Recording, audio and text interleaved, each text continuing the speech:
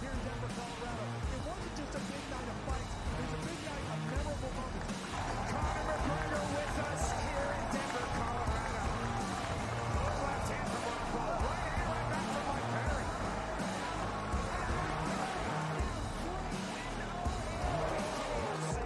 Can I get a face-off with Conor McGregor, man?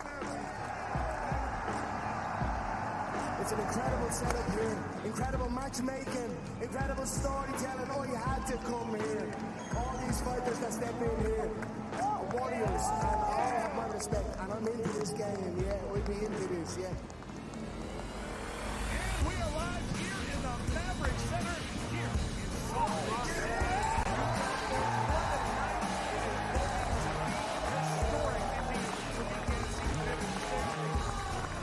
Whoever's the king of violence right here, this is going to be a great fight.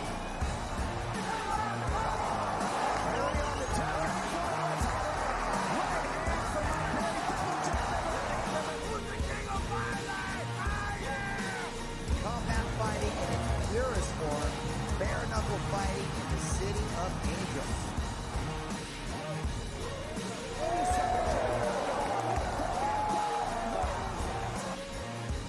We've got the biggest announcement in the BKFC history we're about to make, so let's make that announcement. What's up, Knucklemania? The notorious Conor McGregor here. Ladies and gentlemen, the huge announcement that I have for you today. Conor McGregor, myself, and McGregor Sports and Entertainment is now an owner of Bare Knuckle Fighting Championship. Welcome to the big leagues. David Feldman, baby, we did it.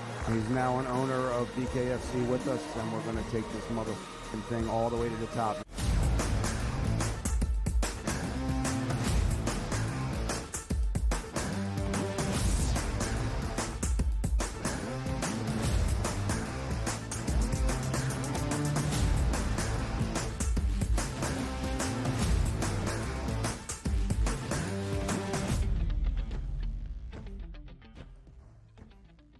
Hello and welcome to a Tuesday live right here on the early line on SportsGrid and all across the SportsGrid network. That includes sportsgrid.com/watch, where you can find your favorite destination to consume everything all across the grid. He is Donnie Rightside. I am Ben Stevens. We are here together for the next 3 hours up until 11 a.m. Eastern Time. A huge Tuesday morning in sports. Olympic action that will start in just about an hour and a half. The U.S. women's rugby team taking on the All Blacks in New Zealand in their first ever semifinal in the Olympic Games ever. It's team all-around day for women's gymnastics. Can Simone Biles lead the Americans to the top of the medal podium and another gold? We have so much to get to around our Olympiad coverage over in Paris. A recap of a day on Monday as well. It is the trade deadline in Major League Baseball. We are less than 12 hours away, 6 p.m. Eastern Time. A flurry of moves in the major leagues on a Monday. Plenty more we expect to come on this Tuesday. Our MLB insider, Craig Bish, will join us in just a little bit. And when I say a little bit, I mean in hour 3 to break down everything here on Deadline Day. 3 hours, Donnie, on the early line, and so much to dive into. Waiting for the shoe to drop here in Major League Baseball. A lot of solid moves have been made, but nothing that's actually going to change the foundation of the National League or the American League superstars on the move. We'll find out if that takes place a little bit later today, but I was enjoying some NBA action. Actually, I should say, well, there are NBA players. The Olympic action this morning with basketball I thought was pretty good, but last night, primetime, watched a little high bar activity yesterday where Team USA gets a bronze medal here to play. So stuff going on in the Olympics, a lot to get to this morning, and we're ready for it.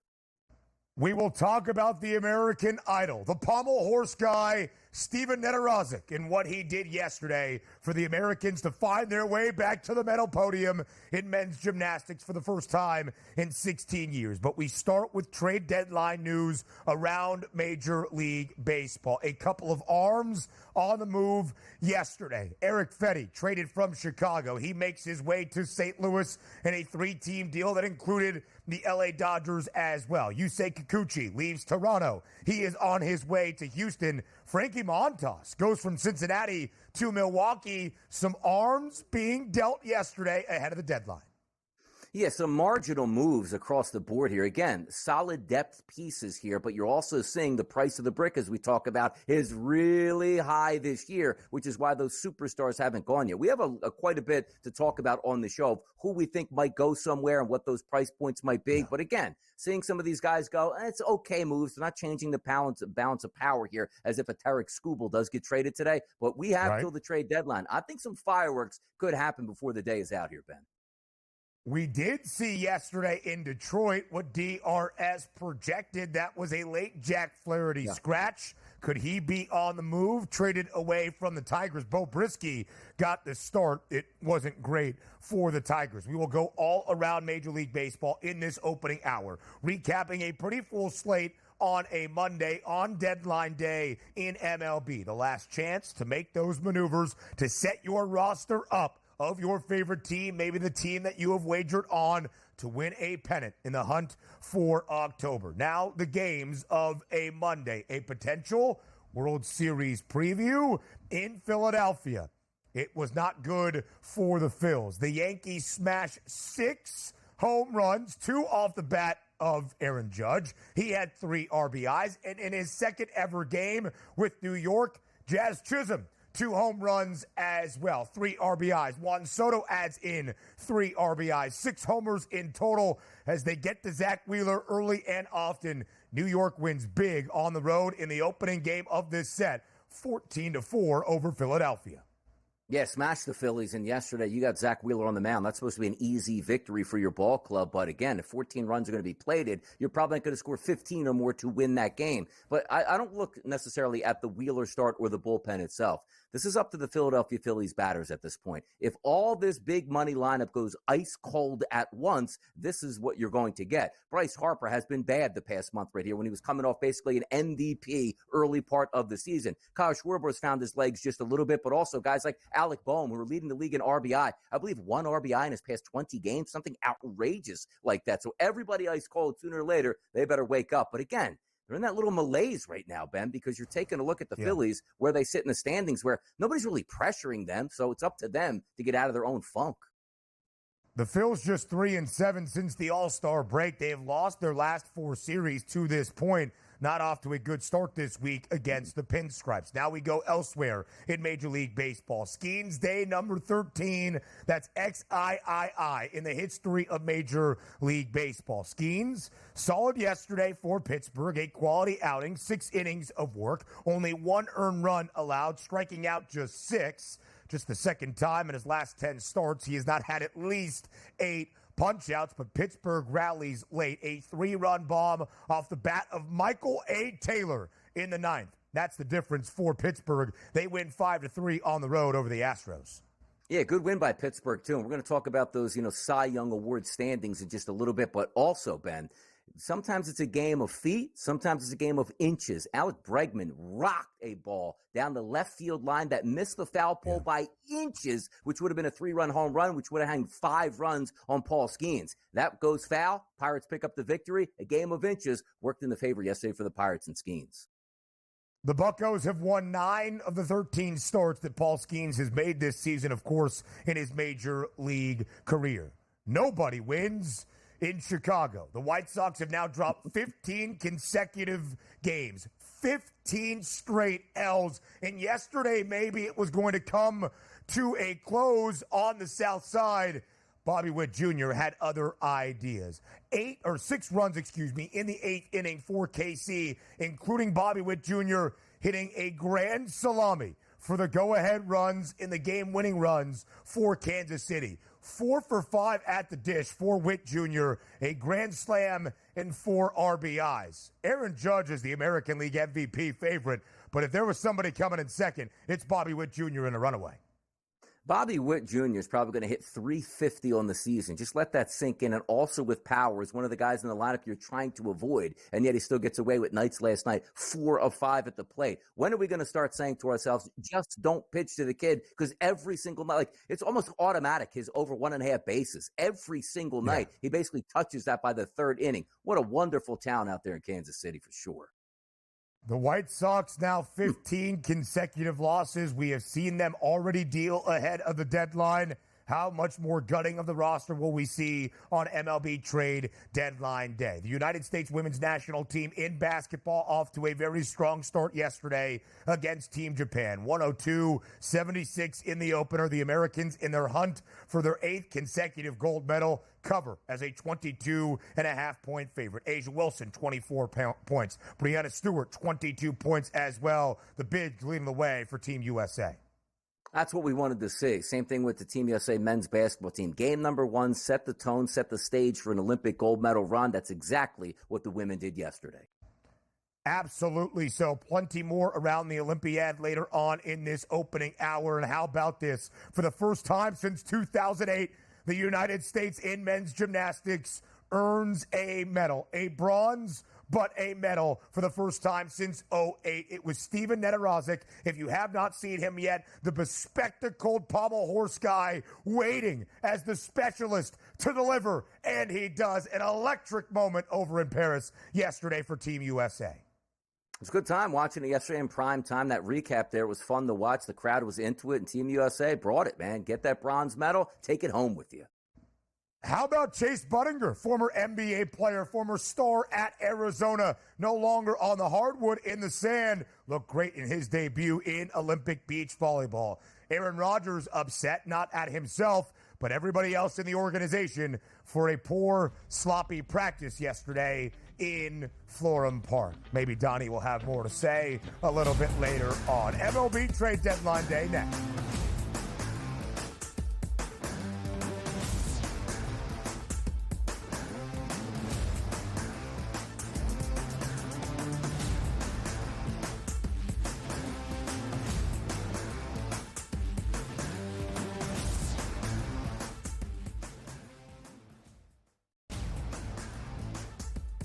The staple of consistency within the AFC North, that's the Pittsburgh Steelers. 17 years under Mike Tomlin, never a losing record, never less than 8 wins. You add Patrick Queen there over from your division rival. You take a look at that offensive line, which does have some question marks, but still a decent wide receiving core that they have, a running game that has Najee Harris, and a quarterback that's been there, done that. The Early Line, only on SportsGrid.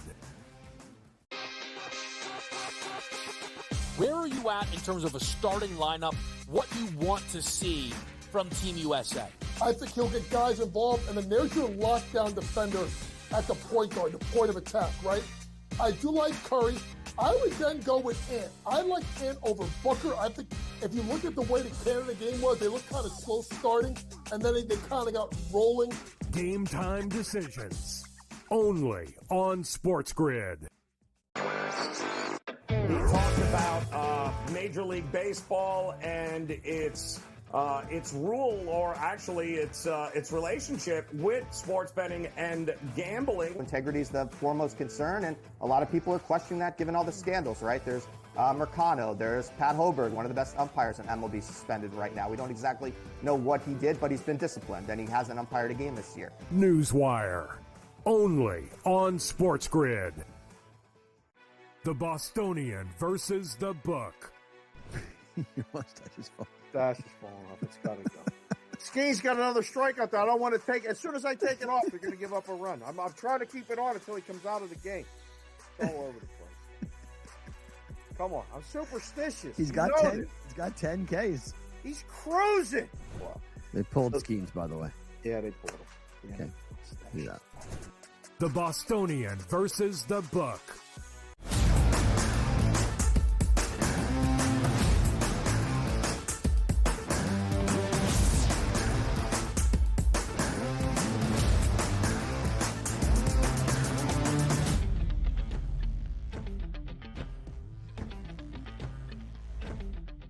It is deadline day in Major League Baseball, 6 p.m. Eastern Time, less than 10 hours away. That is the official trade deadline in MLB. Your team's final chance to either sell and look forward to the future, or buy, not a best bet, but buy to bolster the roster to make a move into playoff contention and a deep run in October. We expect to see a flurry of maneuvers on this Tuesday trade deadline day, but in the last few days and over the weekend, DRS, we have seen some moves around the bigs. Yesterday, the big deal, a 3-team trade between the Dodgers, Cardinals, and White Sox. The White Sox selling, of course, now riding a 15-game losing skid. Eric Fetty and Tommy Pham make their way to St. Louis. Michael Kopech, some bullpen bolstering for the Dodgers, makes his way to L.A. Tommy Edman also going to Los Angeles.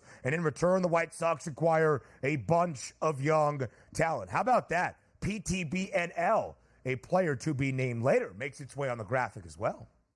Yeah, but we're taking a look at some of these, and it's a shame that we're leading off with these type of deals because what we wanted out of the Dodgers was absolute fireworks and blockbuster moves. Now, having said that, we still are looking forward to a day that could have some of those fireworks a little bit later. But if you're asking me, and for the past 3 weeks, what we were looking forward to, let's just say the Dodgers, because they did come up in this deal, they didn't get anybody. Like Michael Kopech, any average player. Tommy Edman, who even knows if he's going to play, just like a bench guy at this point. So it's interesting to see to me because I expected the Dodgers to say, we have more money and more prospects than anybody. We are going to overflow baseball where people are going to be screaming, crying by the time you wake up on Wednesday morning by saying, it's not fair the Dodgers just won the World Series. That's what I'm waiting for at this point. So when I analyze this deal, I don't think anybody got better. And I'm like, quite frankly, sure why these deals even went down other than just to move players off of the White Sox at this point.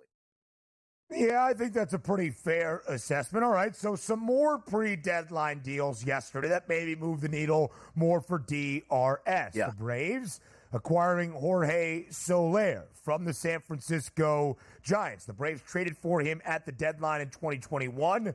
They went on to win the World Series that year, and Soler won the World Series MVP hardware. The Houston Astros acquiring Yusei Kikuchi from the Toronto Blue Jays. As we shared, Milwaukee adds Frankie Montas, who, of course, spent most of his career in Oakland, was pretty solid, at least as a strikeout guy with the A's, a +5 ERA this year so far with Cincinnati. The Mariners add a bat in Justin Turner. The Dodgers reacquire Ahmed Rosario, who they traded for at the trade deadline a season ago as well.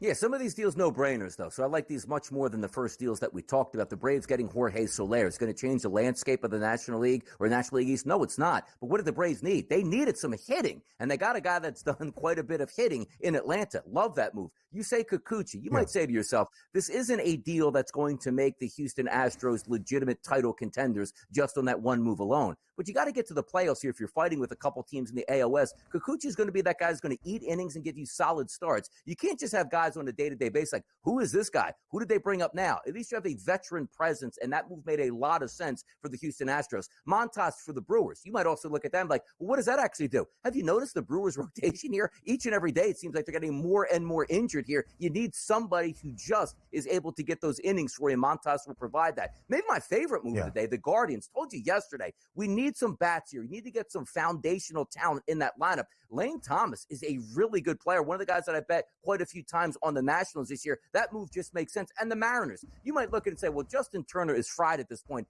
Anything you get out of him for the Mariners is a positive. The Mariners are going for just adding bats in that lineup that might be able to give you some help. Ahmed Rosario to the Dodgers, okay move for me. But a lot of those moves that we're previewing right now on the screen, they made a lot of sense just to get you through your day-to-day activities in baseball. Smart moves for those clubs. When you can add those pieces, it could be the difference later on. Again, Jorge Soler was a World Series MVP for the Braves when they won the championship back during the 2021 campaign. Lane Thomas now makes his way to Cleveland, batted .253 so far this year in the nation's capital for the Nats, 8 home runs in 40 RBIs. Still on the block on deadline day. We're going to need our producer, Joe Frizo, to chime in. His sources now telling him that Garrett Crochet is available to be dealt from Chicago. Again, the White Sox riding a 15-game losing skid. As Donnie correctly predicted entering yesterday's Monday MLB slate, Jack Flaherty was listed as the probable starter for Detroit. Donnie said if Flaherty's actually going to be traded, he's not pitching on Monday against the Guardians. He did not. It was Bo Brisky. Cleveland won big. It was -120 at the time. Hope you listened to Donnie Rightside, but we would expect with a late scratch, Flaherty is going to get moved? And is Blake Snell going to be traded? Did San Francisco show its hand dealing Jorge Soler yesterday, that they are actually going to be sellers ahead of the deadline? I think a lot of these guys get moved today, but the one most interesting one is Garrett Crochet, because it's not as if you're saying, hey, the price is too high. The leaks coming out aren't good, and this is particular for the Chicago White Sox, where the agent is saying, well, if we go to a new deal or a new team, I want a new deal, number one. Also want to have the terms where you're not going to get me. Let's just say the Dodgers make a move for Crochet and go, you know what? He's going to be an awesome bullpen piece. He doesn't want to pitch out of the bullpen, so it's only as a starter. So those demands get listed, and it's not really the team that's looking to pay those. It's the team that's looking to sell, which is the White Sox going like, I would just like to sell you to the highest bidder. And if the highest bidder is the Dodgers, and they want you out of the bullpen or a long relief guy, and you say no, well, I can't trade you at that point. And also, if I do get traded, I want to make sure these innings that are piling up now after my surgery over a couple of years ago don't get extremely high. And if they do, I want to be compensated. I've seen for Crochet. So I would look at that list, Flaherty, Snell, Robert Jr., Rengifo, and Diaz, and say to myself, maybe the guy that least likely to get traded today is Crochet now, and he should have been the one that would be favored to get traded, but he wants his demands to be met. That could be a tough sell, Ben. Because I think Garrett Crochet is not just a rental, 160 strikeouts, second most in MLB this year. He's got a 6-8 record. Why would they trade for somebody and offer up so much for a guy that's got a losing record? He individually has 6 of the 27 wins the White Sox have had this year in a 3.23 ERA. I cannot wait to see what the Giants do with Blake Snell, acquiring the reigning National League Cy Young winner this offseason. Could be a short stint in San Francisco, but he has been sensational in the month of July. Scores from yesterday in the bigs next.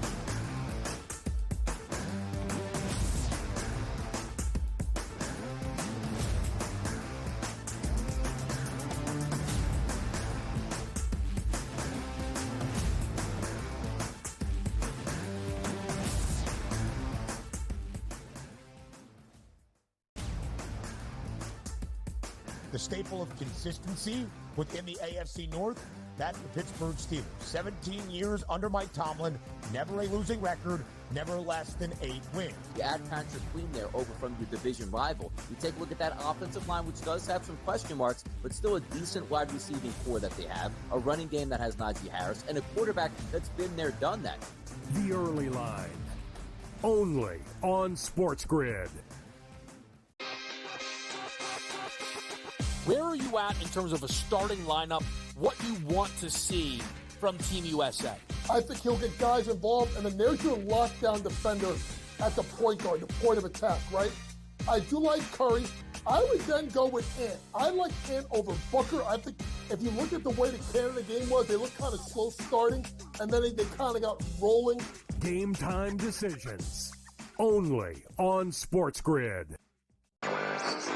He talked about Major League Baseball and its rule, or actually its relationship with sports betting and gambling. Integrity is the foremost concern, and a lot of people are questioning that given all the scandals, right? There's Mercano, there's Pat Hoberg, one of the best umpires in MLB, suspended right now. We don't exactly know what he did, but he's been disciplined, and he hasn't umpired a game this year. Newswire, only on SportsGrid. The Bostonian versus the Book. Your mustache is falling off. It's got to go. Ski's got another strikeout that I don't want to take. As soon as I take it off, they're going to give up a run. I'm trying to keep it on until he comes out of the game. It's all over the place. Come on. I'm superstitious. He's got 10. He's got 10 Ks. He's cruising. Wow. They pulled Skeens, by the way. Yeah, they pulled him. Yeah. Okay. Yeah. The Bostonian versus the Book.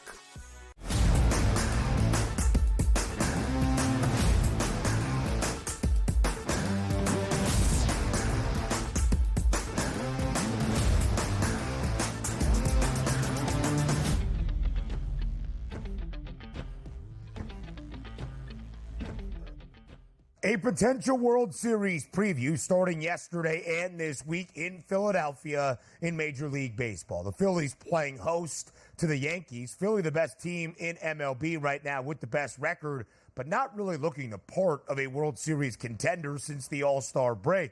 They have now lost 7 of 10 games since the All-Star break in Arlington, including yesterday in the opener against the Bronx Bombers, where New York did exactly that. 6 home runs as a team, multiple homers off the bat of Aaron Judge. He now has 39 this year. Multiple home runs off the bat of Jazz Chisholm in his second day with the Yankees. Juan Soto pours in 3 RBIs. Ben Rice goes deep, as does Anthony Volpe, all to the tune of a 14-4 win for New York yesterday over Philadelphia.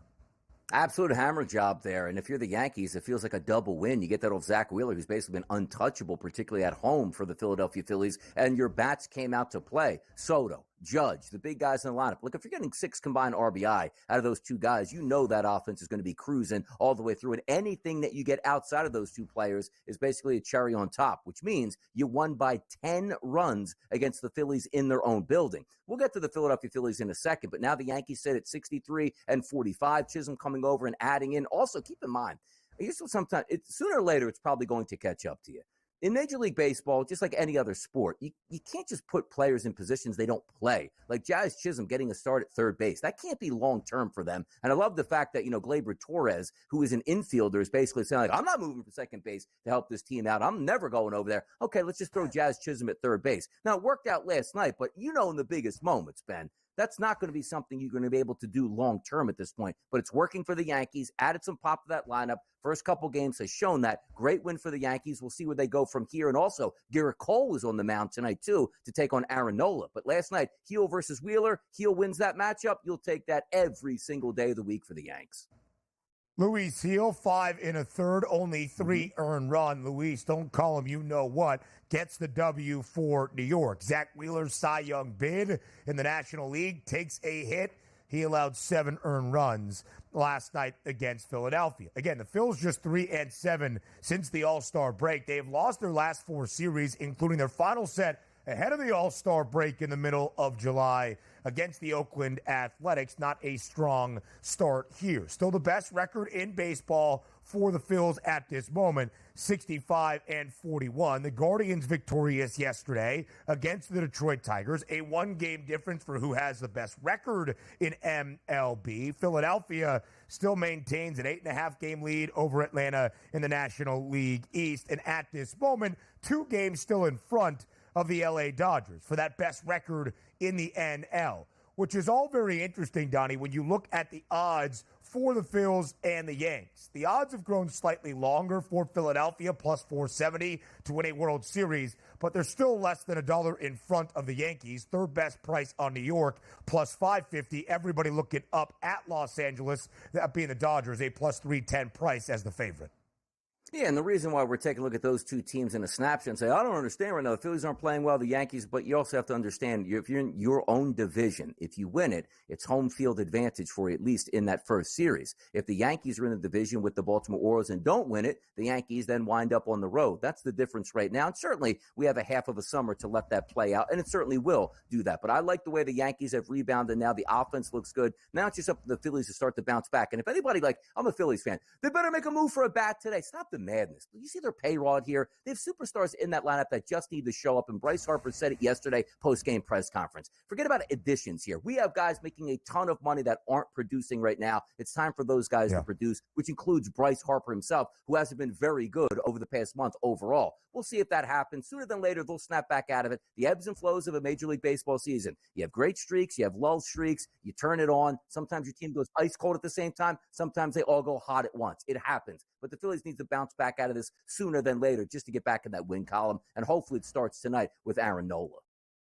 Brandon Marsh, a slight bright spot for Philly yesterday, a home run and 2 RBIs. We're going to talk about Skeens Day 13 in the history of Major League Baseball. That's XII.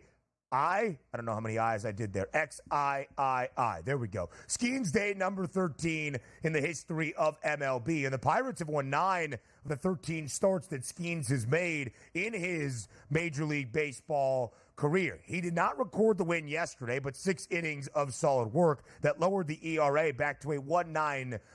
We'll talk about how Pittsburgh pulled away, what it means for the National League Cy Young race, and elsewhere around a pretty full Monday in Major League Baseball. Up next, live right here on the Early Line.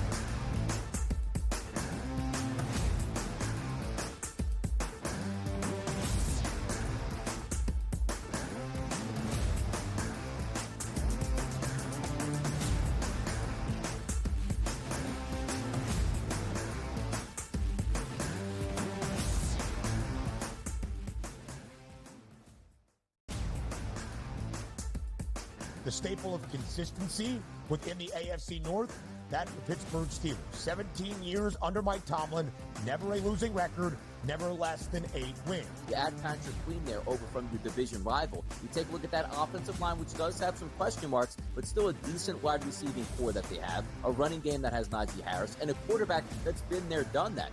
The Early Line, only on SportsGrid.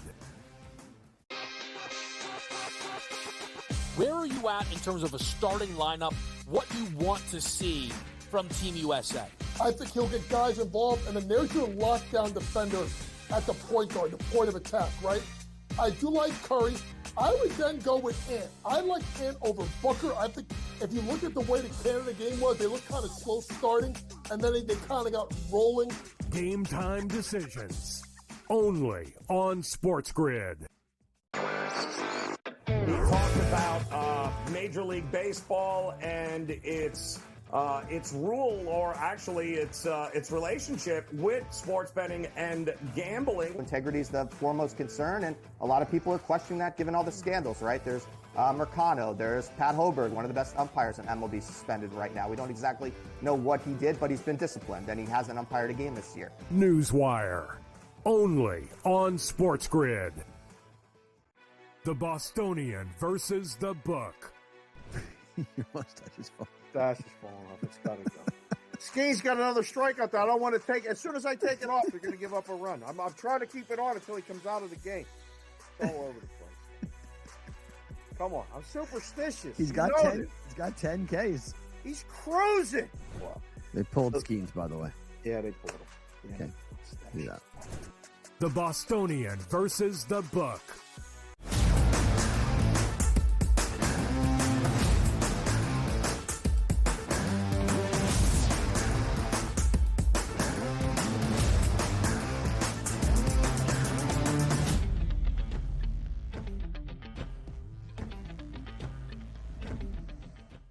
Skeens Day number 13 in the history of Major League Baseball. As we welcome you back to a Tuesday morning, live right here on the Early Line. Paul Skeens yesterday on the bump. 6 innings of work, a no decision. 2 runs scored against him.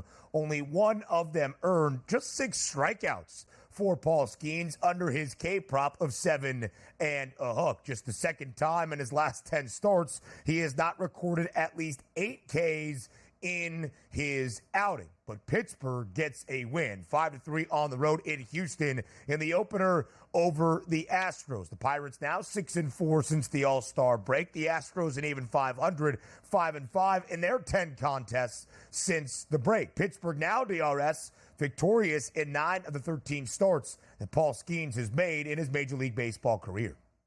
Absolutely solid yesterday. 6 innings pitched, 1 earned run, 2 total runs given up. Obviously, one of those was on an error, but all you're asking for is for that young superstar pitcher to put your team in a position to win. If he told me every single game Skeens would go 6 innings pitched and give 1 earned run, he'll be the Cy Young Award winner, or maybe be the best pitcher in baseball and helping the Pittsburgh Pirates into the playoffs. That was a quality opponent in the Houston Astros that scratched their starter yesterday, so you sort of got a bump in a bullpen day. But even that, when we talked about the lines like overnight, the Pirates opening up as like, I don't know, maybe a minus 150 favorite, getting down to plus minus 130. The reasoning behind that was exactly the way it played out. You're never trusting those Pittsburgh Pirates bat to the fullest. And Skeens, even though he did have a very good start, still left the game in doubt whether or not the Pittsburgh Pirates were going to pick up the victory or not. But they did. Good win for them, 54-52, staying in the playoff race and the wild card race, and also giving Skeens that extra bump now in the Cy Young Award-winning race.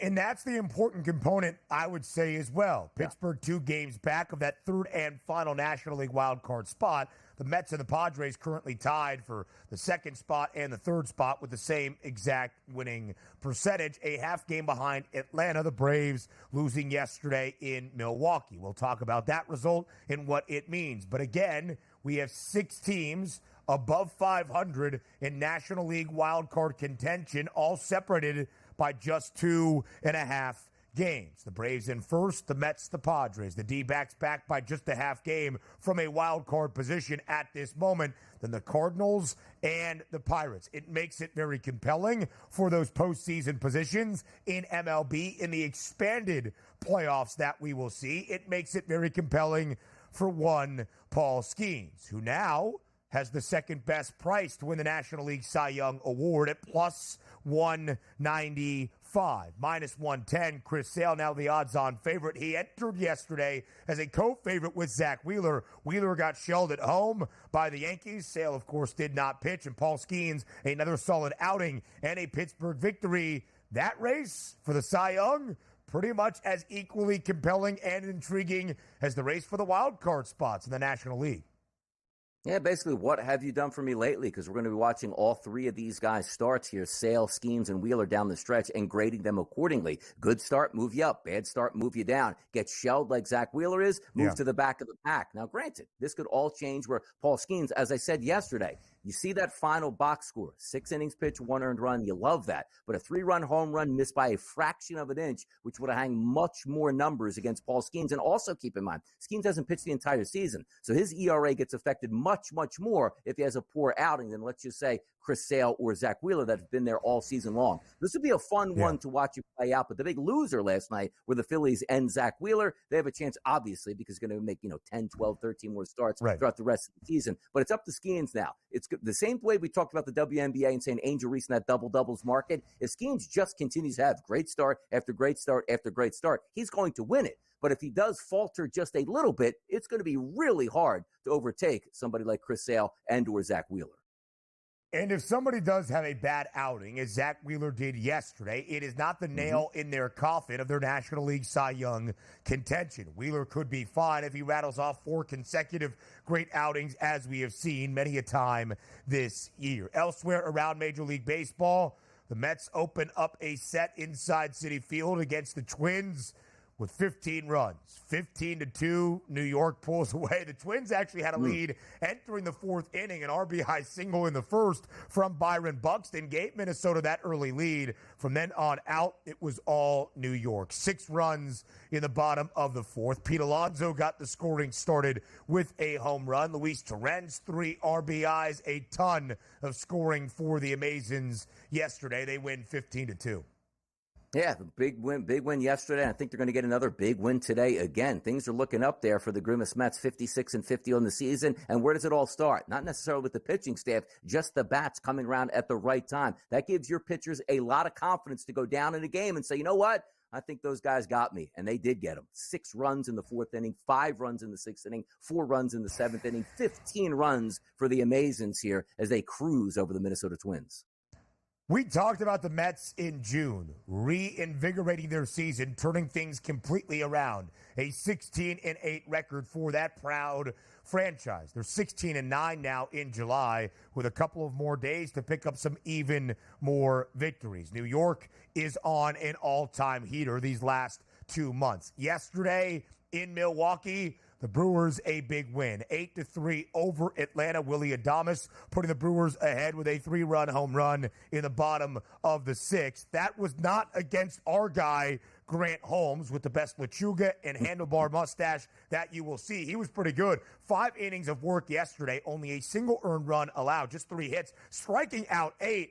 It was after he was put on the bench that Milwaukee really got their scoring started. Yesterday, DRS, you asked for a Grant Holmes Photoshop that featured the face of another SportsGrid host, that being Kevin Walsh. And our graphics producer, Jesse Metzger, not only gave you that, but a little bit more. There's old K-Dubs in the middle. There's Joe Lisi Grant Holmes on the left, and Joe Ranieri Grant Holmes on the right. If the Braves had that in their rotation, they might be leading the National League.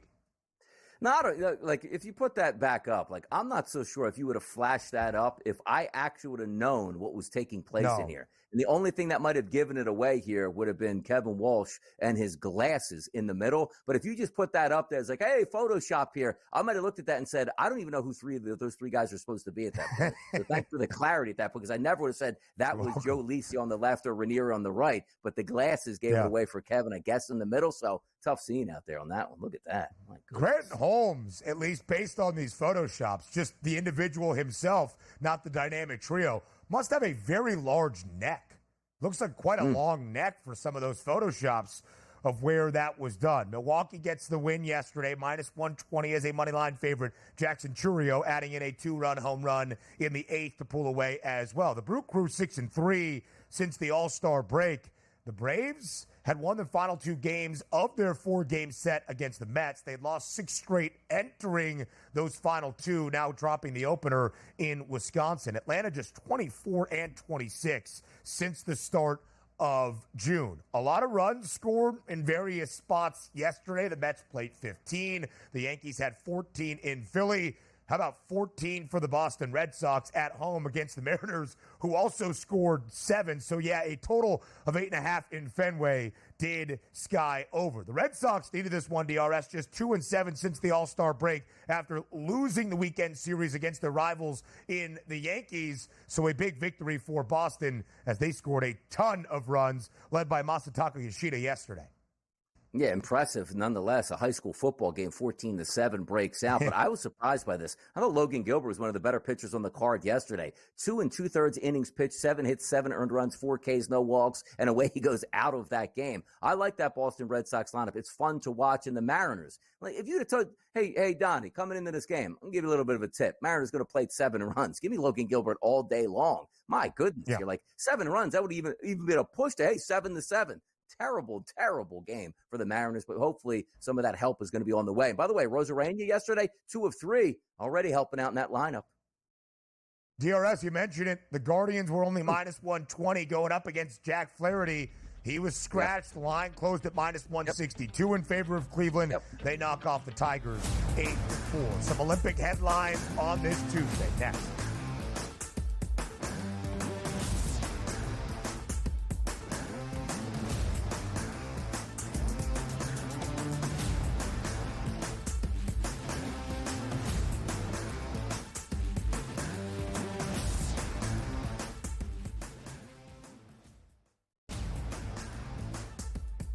The staple of consistency within the AFC North, that's the Pittsburgh Steelers. 17 years under Mike Tomlin, never a losing record, never less than 8 wins. You add Patrick Queen there over from your division rival. You take a look at that offensive line, which does have some question marks, but still a decent wide receiving core that they have, a running game that has Najee Harris, and a quarterback that's been there, done that. The Early Line, only on SportsGrid. Where are you at in terms of a starting lineup, what you want to see from Team USA? I think he'll get guys involved, and then there's your lockdown defender at the point guard, the point of attack, right? I do like Curry. I would then go with Ant. I like Ant over Booker. I think if you look at the way the Canada game was, they looked kind of slow starting, and then they kind of got rolling. Game time decisions, only on SportsGrid. He talked about Major League Baseball and its rule, or actually its relationship with sports betting and gambling. Integrity is the foremost concern, and a lot of people are questioning that given all the scandals, right? There's Mercano, there's Pat Hoberg, one of the best umpires in MLB, suspended right now. We don't exactly know what he did, but he's been disciplined, and he hasn't umpired a game this year. Newswire, only on SportsGrid. The Bostonian versus the Book. Your mustache is falling off. It's got to go. Ski's got another strikeout that I don't want to take. As soon as I take it off, they're going to give up a run. I'm trying to keep it on until he comes out of the game. It's all over the place. Come on. I'm superstitious. He's got 10. He's got 10 Ks. He's cruising. Wow. They pulled Skeens, by the way. Yeah, they pulled him. Okay. He's out. The Bostonian versus the Book.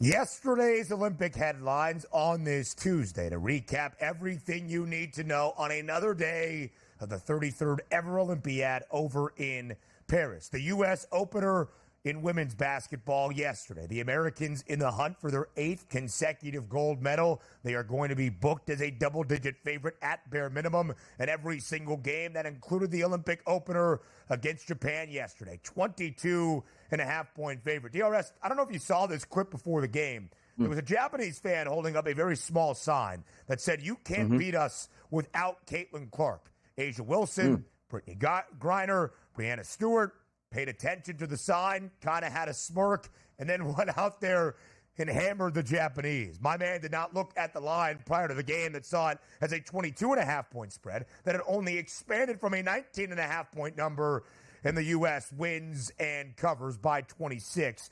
102-76. Total of 160.5 does Sky over. That's how you want to start. I mean, we got like an artistic shot of a basketball. Yeah. Go back. Take it down, go back. Take it down, go back. Take it down, go back. Play the B-roll again. Nice. That sets the table right there, man. It gets the energy going at this point. That is truly Olympic basketball. All right, either way, Asia Wilson, Brianna Stewart, the bigs for the Americans, just too much for the Japanese to handle. Asia Wilson, the best basketball player on planet Earth, 24 points, 10 of 16 from the floor, 13 rebounds, 4 blocks. Stewie, 22 points, 11 of 15 from the floor, 8 rebounds, 3 blocks. There was nothing Japan could do.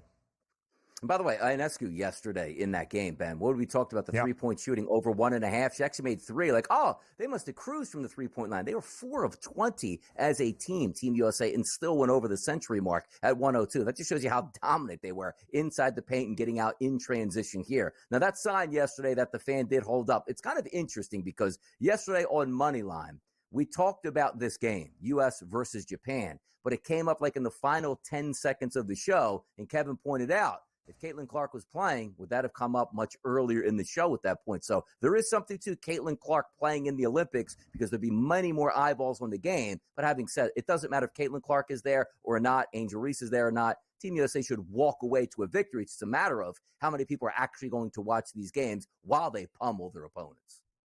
I'm sure the audience numbers would have been skyrocketed, but Team USA not doing it for the TV viewership. They're doing it for an 8th consecutive gold medal. Stewie and Asia Wilson shot 68% from the floor combined yesterday. Brittany Griner, Sabrina Ionescu, Kelsey Plum all adding in 11 points as well. Now let's go elsewhere around the Paris Summer Games. We have mentioned his name. He is an American hero as of this Tuesday morning. Steven Nedorosik, the bespectacled pommel horse guy wearing glasses, taking a snooze, waiting for his only event. It is the only event he does for USA Gymnastics. He is a pommel horse legend at a State College, Pennsylvania. He was a 2-time NCAA national champ at Penn State, and he came through on the pommel horse in the final event to deliver the United States its first medal in men's gymnastics as a team since 2008. A bronze medal for the Americans thanks to Steven Nedorosik and some other sensational performances for Team USA. I'm going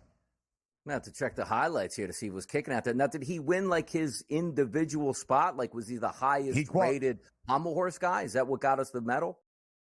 I don't know. They needed a certain number. I think he scored a 14.866. In college, he had a 15.900.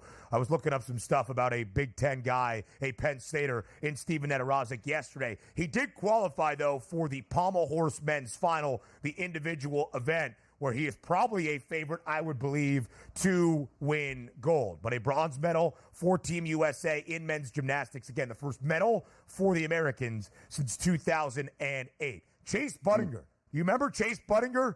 DRS, played in the NBA for many years, a second-round pick, I believe, by the Houston Rockets. He was a star at Arizona, the 7th recruit nationally in the class of 2006. Can you tell me who were the top 2 recruits in that high school basketball recruiting class? In 2006? 2006. No. Here's your hint. One went to Ohio State, the other went to Texas. Greg Oden and Kevin Durant. Greg Oden, number 1. All right.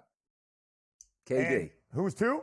KD. Kevin Durant. Kevin Durant. Yeah. All right. And they were all fired up, KD and LeBron, to see Chase Budinger at the Olympic opening ceremonies in his debut in beach volleyball at the Olympic Games under the Eiffel Tower. Budinger was sensational. They are on to the next round. We shared this yesterday. Novak Djokovic absolutely hammering Rafael Nadal. Big tennis upset today over at Roland Garros. Coco Gauff not happy with the officiating, but she loses in straight sets to Donna Vekic. And by the way, did Djokovic take the mic after him? Like, you better retire, you bum. Like, let's get this thing stoked up again. Let's get some fire in the Olympics at this point. If that's me and I'm ending careers out here, I'm telling the people, don't you show up back on this court again, because the same thing's going to happen to you, pal. It's me. People were yelling, Nadal. He's like, why are you guys yelling at me?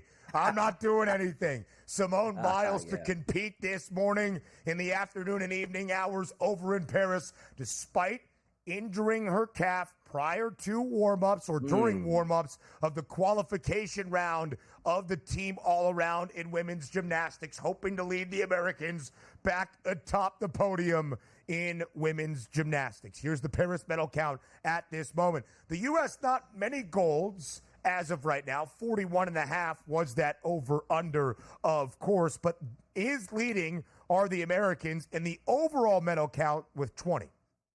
By the way, Biles, like, did you remember way back in the day? I don't even know what year this was, probably in the 1990s. Kerry Strug goes out there like on the bum ankle and just drills her performance. The U.S. wins the gold. We're going to have another one of those situations with Simone Biles going like, you know what? This really hurts, but it doesn't matter. Mind over matter. Team USA matters the most. I'm going to go out there and make sure we get that gold here. I can't wait. Let's do it. I cannot wait. It's going to be electric. Probably right as we wrap up the show, they'll be starting the team all around over in Paris. By the way, Katie Ledecky, money line, going to be hot. 12:15 start. Football full circle with an Olympic focus because it's the most important thing we can cover on this network in the last 2.5 weeks. That's going to be hot. Katie Ledecky won her heat today to qualify for the 1,500-meter swimming final by 18 seconds. The absolute go. More on the early line next.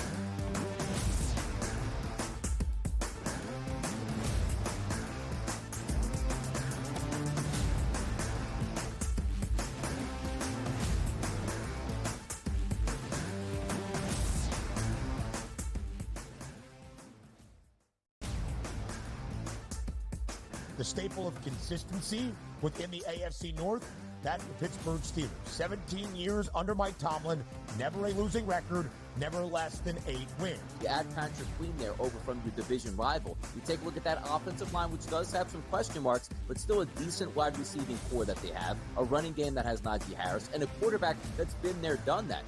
The early line, only on SportsGrid. Where are you at in terms of a starting lineup, what you want to see from Team USA?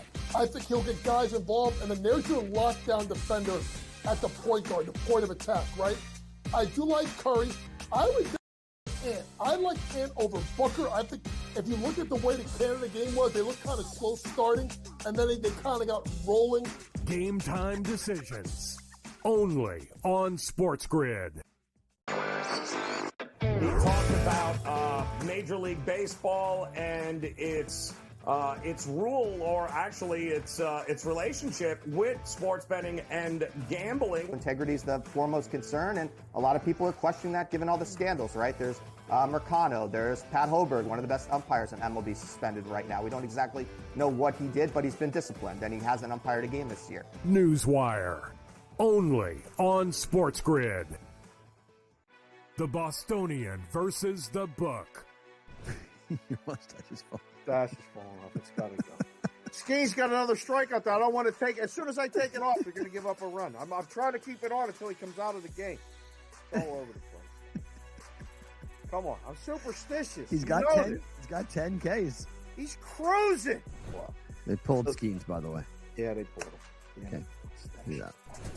The Bostonian versus the Book.